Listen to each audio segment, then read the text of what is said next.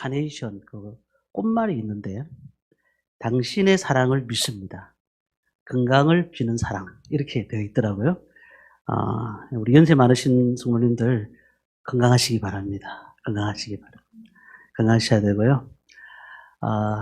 지난주인가 저지난주에 EBS 그 동행이라는 그 프로그램에 작가가 저한테 전화가 왔었습니다. EBS 동행 혹시 아시는지 모르겠는데 작가가 저한테 전화 와서 저희 교회를 어느 목사님이 저희 교회를 소개를 한 거예요.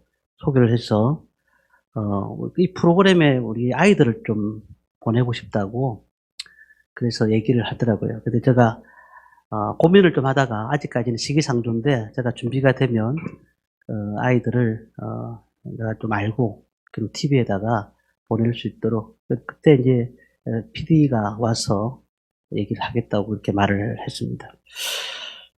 제가 이제 가만히 생각했습니다. 그 프로그램이 어떤 프로그램인지 저는 몰랐거든요. 나중에 이제 알게 됐는데 정말 최선을 다하는 가정, 어렵게 살지만 최선을 다하는 가정, 결국은 감동을 주는 다큐 프로그램이더라고요. 감동을 주는 거죠. 그래서 제가 그런 생각을 했습니다. 돈이 많다고 부모님에게 잘하는 것 같지는 않습니다. 마음인 것 같아요. 마음. 요즘 사회면에 전보다는 조금씩 줄어든 게 뭡니까? 부모님을 위해서 희생했다. 이런 그 내용들은 좀 줄어든 것 같다는 생각이 듭니다. 가족에도 많이 사라졌고요. 핵가족 살다 보니까 자신이 살아가는 그런 환경이 힘들다 보니 부모님까지 생각을 못하는 경우가 많습니다. 돈 때문에 부모랑 돈 때문에 인연을 끊고 사는 그런 가족들도 제가 보았고, 그리고 참 청년들을 하고 얘기를 해보니까 이게 걱정이 많은 거예요. 결혼을 하게 되면 또 여러 가지로 좋지 않은 환경 때문에 가정이 너무 힘들어하는 걸 보고 난 다음에 결혼 안 하겠다 이런 얘기하는 청년들도 봤습니다. 그런데 하나님께서는 이 가정을 이루는 것은 하나님의 뜻이라고 말씀하셨어요. 그리고 가정을 통해서 복을 주시도록 하나님은 말씀하셨다는 겁니다. 그러니까 우리 인간은 다 행복해져야 되잖아요. 그 행복 가운데 우리 가정을 통해서 행복이 들어와야 되고요. 실제로 많은 사람들은 살아가고 있지만 행복을 그렇게 느끼고 있는 사람들이 많지가 않다는 겁니다. 근데 자기가 불행하다는 그 이유를 들어보라 하니까 자신이 가지고 있는 돈이 적다. 그리고 자기의 지위가 낮다. 그리고 건강이 다른 사람보다 부족하다. 그래서 자신은 이렇게 모자라기 때문에 불행하다라고 얘기를 하는 겁니다. 근데 우리 부모로부터 받은 것, 정말 그 진정한 행복이 무엇인가? 우리의 삶은 정말 부모님으로부터 받은 사랑이 우리의 가장 큰 행복이 되는 것이고, 그 행복을 통해서 우리가 많은 사람들에게 사랑을 줄 수가 있는 겁니다. 오늘 제목이 사랑으로 부모님을 섬깁시다 입니다. 사랑으로 부모님을 섬기자. 자, 이 사랑으로 부모님을 섬기자 10계명을 우리가 잘 알고 있습니다. 1계명부터 4계명까지는 하나님에 대한 계명. 그리고 5계명부터 10계명까지는 이웃에 대한 계명. 그 중에 첫 번째 계명이 5계명인데 내 부모를 공경하라. 그렇게 성경이 되어 있습니다. 그러니까 사람들 사이에서 가장 중요한 것은 부모님을 공경하라. 부모님을 공경하는 것이 제일 먼저 인간관계에서 첫 번째가 되는 것이다라는 거예요. 그러니까 우리가 많은 사람들하고 관계가 안 좋아지는 이유가 뭔가? 성경으로 돌아와야 되죠. 관계가 안 좋은 분들, 결국은 우리 부모님과의 관계가 온전하지 못할 때, 이 관계가 좋지 않을 때 세상의 관계들도 좋지 않을 수가 있다. 이게 성경적인 것입니다. 그러니까 우리가 10계명을 보면서 부모를 공경하는 것이 뭐라고 되어 있죠? 하나님의 명령이다. 명령. 해도 되고 안 해도 된다는 것이 아니라 우리는 그 말씀을 따라서 부모를 공경하라라고 얘기를 하고 있습니다. 그런데 이 계명을 순종할 때에 놀라운 일이 일어납니다. 오늘 말씀을 함께 16절 말씀을 다시 한번 읽도록 하겠습니다. 같이 읽습니다. 너는 내 하나님 여호와께서 명령한 대로 내 부모를 공경하라. 그리하면 내 하나님 여호와가 내게 준 땅에서 내 생명이 길고 복을 누리리라. 부모를 공경하는데 다른 계명은 그런 것이 없는데 부모를 공경할 때 상금이 따라요. 뭐라고 되어 있을까요? 부모를 공경하라. 그리하면 내 하나님께서 여호와가 내게 준 땅에서 생명이 길고 복을 누리리라. 부모를 공경하게 되면 너는 생명이 길어지고 복을 누리게 된다라고 하나님 말씀에 딱 못을 박아버렸어요. 에베소서 6장 1절에서 3절 말씀을 다시 한번 볼까요? 우리 신약 성경의 말씀입니다. 우리 같이 한번 읽어보도록 하겠습니다. 자녀들아 주 안에서 너희 부모에게 순종하라. 이것이 옳으니라. 내 아버지와 어머니를 공경하라. 이것이 약속이 있는 책 계명이니 이로써 내가 잘되고 땅에서 장수하리라. 에베소서에도 그렇게 말씀합니다. 내가 잘되고 땅에서 장수하리라. 부모를 공경하면은 너는 잘 됐다는 거예요. 자, 그러니까 이 부모를 공경하는 자들에게만 주는 복이 약속되어 있는 겁니다. 다른 계명에는 상급이 없습니다. 어떤 의미에서 봤을 때는 그 계명을 지킬 때 복을 받는 것이죠. 그러나 부모 공경의 계명은 상금이 걸려 있습니다. 상급이 걸려 있어요. 그러니까 우리가 부모를 공경하게 되면 상을 받을 수 있는 겁니다. 그런 게 지금 말씀에 나와 있는 것이죠. 자, 부모를 공경하면 어떤 복이 있느냐? 첫 번째는 생명이 길다고 했습니다. 생명이 길다. 장수하는 복이죠. 장수하는 복. 지금과 그 당시에를 조금 다르게 생각하셔야 돼요. 그 당시에는 질병이 많았고 그리고 전쟁이 많았어요. 그러다 보니까 장수한다는 것이 그렇게 쉬운 것이 아니에요. 빨리 죽을 수가 있죠. 어떤 환경에 질병 때문에 죽습니다. 그러다 보니까 지금 그때 당시에서 얘기할 때 장수한다는 것은 하나님께서 부모를 공경하는 자들에게는 너희들이 그 전쟁에 나가도 또 아파도 죽지 않을 것이다. 살 수 있을 것이다. 라고 하나님께서 뭔가를 우리에게 말씀하시는 바가 있는 거예요. 물론 지금 시대에도 그렇습니다. 똑같은 하나님 말씀 우리가 대한다면 장수의 복은 부모를 공경하는 자들에게 장수의 복을 말씀을 통해서 허락해 주셨습니다. 두 번째는 땅입니다. 땅을 주신다. 자, 이스라엘 민족들이 가나안 땅을 향해 달려갔잖아요. 가나안 땅은 자기 땅이 아니었어요.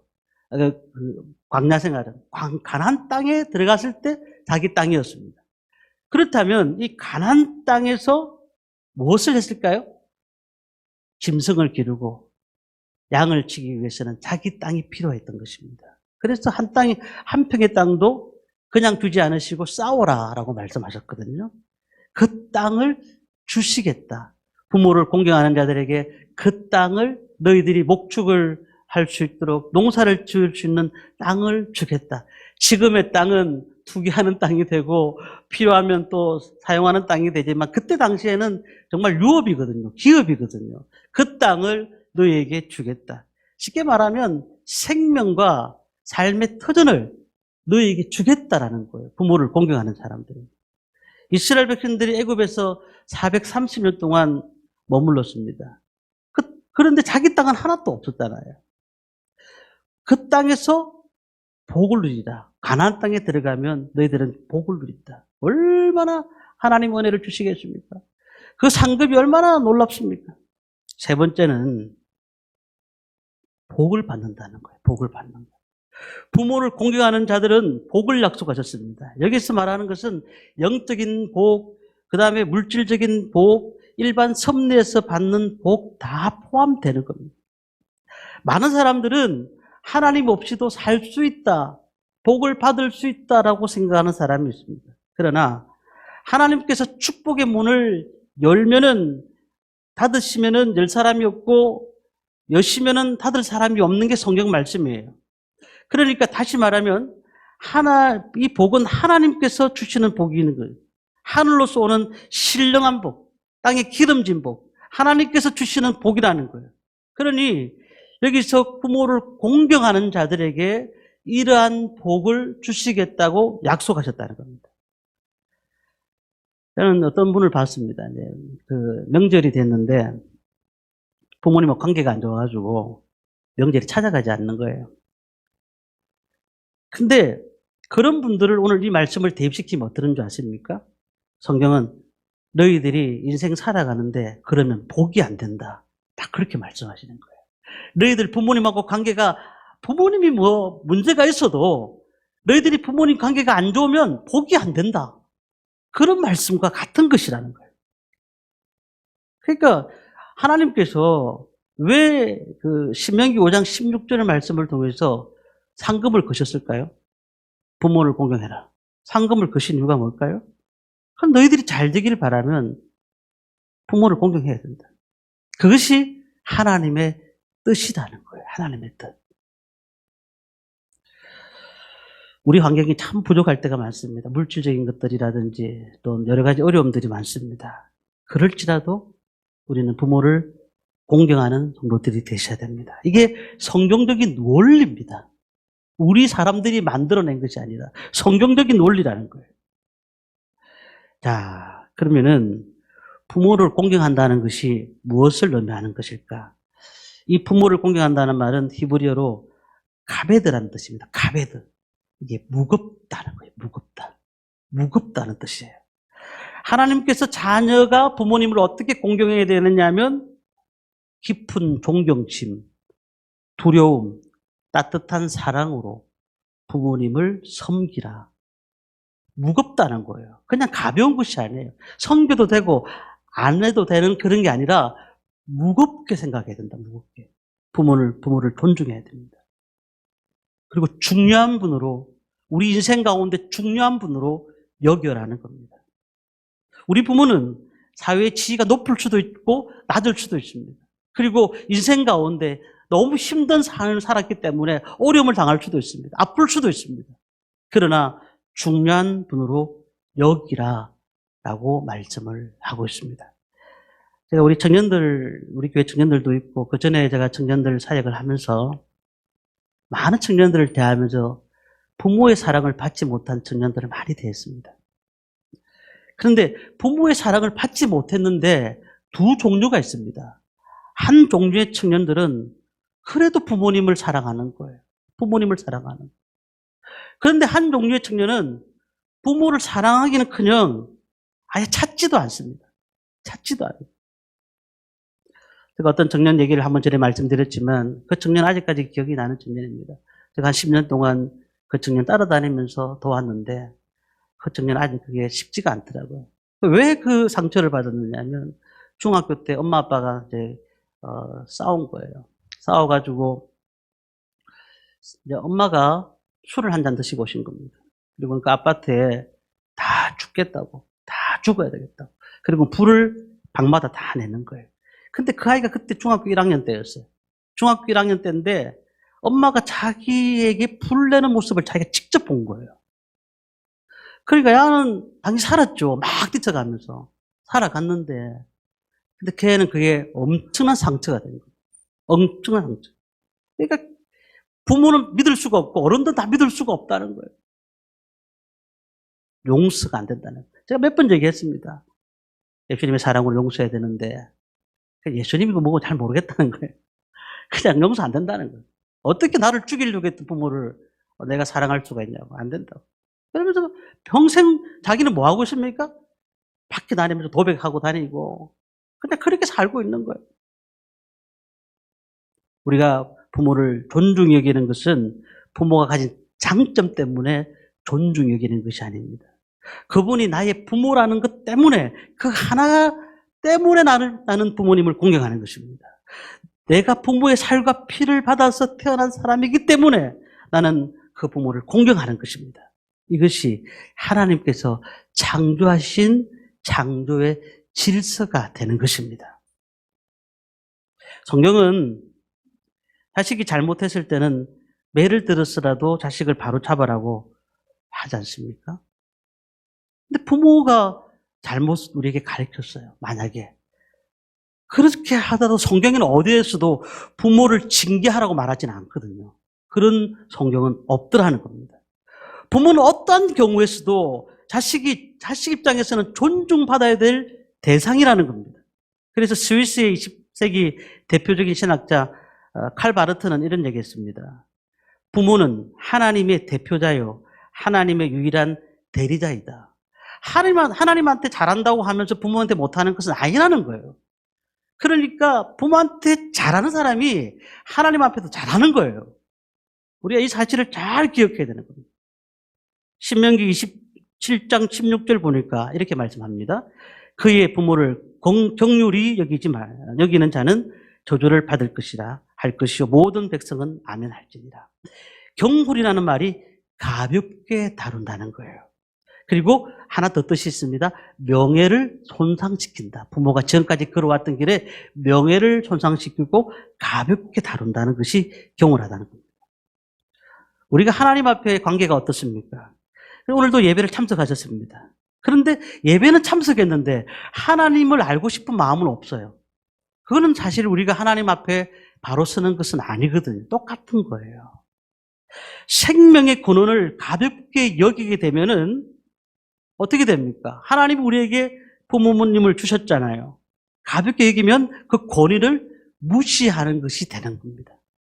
그래서 우리는 이 공경한다는 말은 다른 말로 해서는 사랑한다 이렇게 표현할 수가 있는 것입니다. 하나님을 향한 그 사랑으로 인하여서 우리 부모님이 나에게 어떤 환경에서 어떻게 나를 키웠다 할지라도 나는 그 부모님을 공경하고 부모님을 사랑하고 부모님 앞에 내 삶을 또 헌신하는 그 모습이 하나님이 기뻐하시는 모습인 것입니다. 우리가 부모를 공경하기가 이렇게 성경대로 본다면은 그렇게 쉽게 보이지만 쉬운 게 아닙니다. 그래서 우리가 늘 하나님 앞에 기도를 해야 됩니다. 부모님을 위해 기도해야 돼요. 성령의 역사가 우리 가운데서 마음에 감동을 줍니다. 그래서 우리 하나님께서 우리에게 말씀하시거든요. 기도하는 하면은 부모님을 당연히 공경하게 되고 부모님을 잘 섬기는 건 당연한 것입니다. 어떻게 보면은 많은 사람들이 이 마음의 상처를 안고 있습니다. 그래서 이 상처 때문에 쓴뿌리를 가지고 살기도 합니다. 그렇지만 우리는 어떻게 해야 될까요? 제가 그 사회복지사를 따기 위해서 몇 년 됐습니다만은 진원에 가서 실습을 했습니다. 우리 교회에서 진원에서 일하는 청년도 있습니다. 그런데 제가 그 저녁에 가서 함께 그 부모들과 아이들을 한번 돌봐 봤습니다. 근데 저녁 딱 되니까 저녁 7시부터 아이들이 울기 시작하는 겁니다. 언제 우느냐면 어떻게 우는지 아십니까? 엄마 하고 우는 거예요. 그 아이들 가운데는 부모가 없는 아이들도 있지만 부모의 아주 좋지 않은 행동 때문에 아이들을 격리시킨 경우도 있어요. 그런데 불구하고 엄마라고 이렇게 울어요. 근데 저는 하나 더 놀라웠던 건 부모 되는 사회복지사가 그렇게도 안아주지 않아요. 안아주면 습관된다는 거예요. 안아주면 안 된다는 거예요.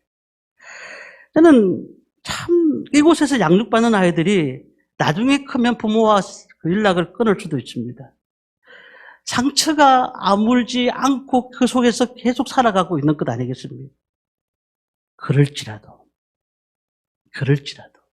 내가 하나님과의 관계 속에 내가 잘 되기를 원한다면 부모님과의 관계가 부모님이 나에게 낳아준 것만 해도 감사하고 부모님이 나를 혹시 사랑하지 않는다 하더라도 그런 부모는 아무도 없겠지만 그래도 그것으로 감사하는 그런 삶을 우리는 살아야 된다는 겁니다. 노아의 세 아들 중에서 셈과 야벳은 뒷걸음질 치면서 아버지의 허물을 덮어주었지만 함은 아버지의 허물을 덮어주지 못했습니다. 하나님께서 그를 통해서 저주받는 인생과 후손으로 두신 이유가 뭘까요? 결국 하나님 말씀하시는 겁니다. 부모한테 잘하는 것. 그것이 너희들이 해야 할 것이다. 그러니까 권위에 불복하고 저항하고 분노하고 그러다 보면 문제아이들이 생기기 시작하는 것입니다. 우리가 어떤 모습으로 해야 될까요? 저는 개인적으로 저희 부모님이 저희 교회 개척 때부터 출석을 하셨습니다. 어머니는 2년 전에 뇌출혈 때문에 뇌경색 같이 와가지고 지금 요양병원에 계십니다. 근데 제가 병원에서 매일 전화가 와요. 전화가 계속 와서 가는데 어떨 때는 사실 저도 계속 전화가 오니까 하루에 40번씩 50번씩 전화 오니까 너무 힘들더라고요. 전화를 다 못 받아요. 못 받을 때가 있는데 그러면서도 마음에 찡한 느낌이 있었어요. 어머니가 저렇게 누워 계시구나. 내가 할 수 있는 게 뭔가. 늘 기도하면서 고민이 되는 거. 내가 할 수 있는 게 뭘까? 제가 저를 자랑하는 게 아니라 그런 생각이 들더라고요. 우리가 부모를 공경해. 어떻게 공경해야 되나요? 주 안에서 공경을 해야 됩니다. 시편 27편 9절 10절의 말씀 보니까 다윗이 이렇게 고백을 합니다. 나의 구원의 하나님이시여 나를 버리지 마시고 떠나지 마소서. 내 부모는 나를 버렸으나 여호와는 나를 영접하시리라. 부모가 나를 혹시 버렸다 할지라도 내 안에 예수 안에 있으니까 하나님이 나 안에 계시니까 나는 너무나 감사하다라고 이 다윗이 고백한 것 아니겠습니까?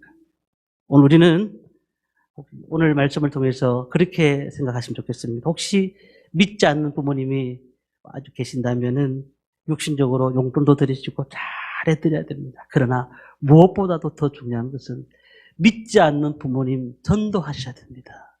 제가 이번에 우리 이진희 권사님 돌아가시고 그 전에 이 사촌 집사님 돌아가시면서 제가 늘 그 마음이 아직까지 돌아가실 때 그 마음 알아요. 그냥 기쁨으로 돌아가셨을 때 내가 너무 마음이 편한 거예요. 예수 믿고 천국 갈 수 있으시죠? 당연하다고. 그 얘기가 나는 너무너무 기뻤어요. 너무너무 기뻤어요. 어떤 효도보다도 예수 믿고 돌아가시는 것이 얼마나 가장 큰 힘인지.